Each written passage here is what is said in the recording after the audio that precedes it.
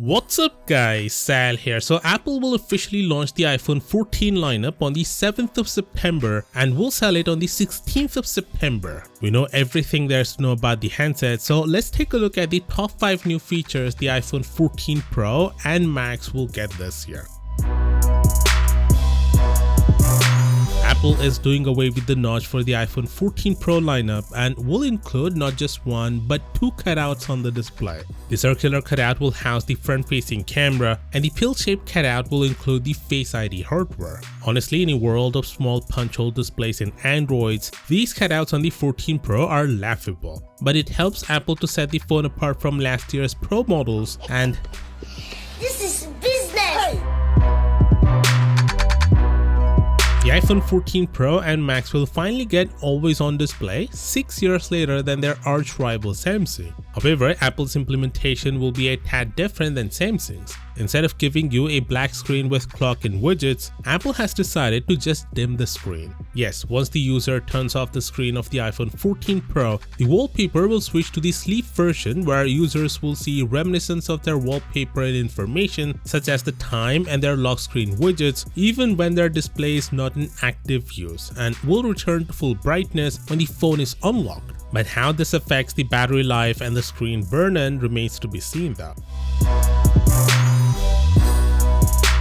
Speaking of always-on display, the iPhone 14 Pro will have 120Hz displays, which is nothing new, but what's new is the LTPO panel. Unlike the iPhone 13 Pro, which has a variable refresh rate that varies between 10Hz and 120Hz depending on what you're doing on the phone, the iPhone 14 Pro will go all the way down to just 1Hz, thereby saving crucial battery life when the phone doesn't need to display more than 1Hz, such as when viewing still images and while on always-on display. Now before moving further, let's talk about the sponsor of this video, NordVPN. You see, the market is full of VPNs, but NordVPN is by far the best one out there. I prefer it for its simplicity and that they have optimized servers, which means your internet speed barely gets affected. It will allow you to access blocked websites, unlock regional Netflix content and more. But most importantly, it keeps you safe from hackers and government agencies as it secures your internet traffic, encrypts it and routes it through a remote server. Specifically, it allows you to send your internet traffic through not just one but two VPN servers. If you're someone that truly wants to surf anonymously and securely, this can be highly valuable.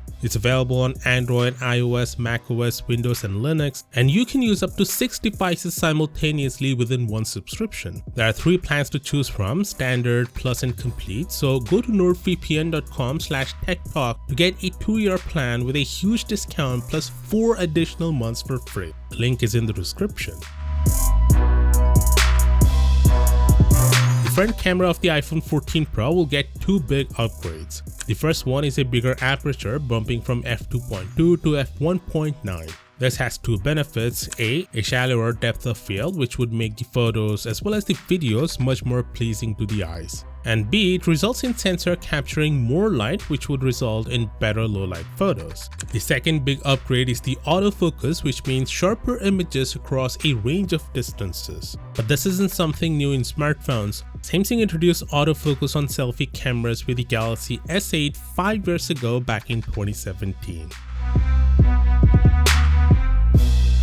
Even though the number of rear cameras will remain the same, there will be some significant under-the-hood improvements. The iPhone 14 Pro will get a 48-megapixel main camera, which finally makes a change from the 12-megapixel cameras Apple has used for years. Apple is using a larger 1x1.3-inch sensor, up from a 1x1.65-inch sensor on the iPhone 13 Pro. Overall, the sensor area will increase by 57%, which is why the rear camera module will also get bigger. Apple will likely use 4-in-1 pixel binning technology to output 12-megapixel images for better low-light sensitivity and performance. Not only that, the phone can also record 8K videos for the very first time. And finally, Apple will also upgrade the telephoto camera from a 6-element lens to a 7-element lens for improved telephoto images. Of course, with that said, let me know your thoughts down in the comments, and as always, I'll see you tomorrow. Peace out.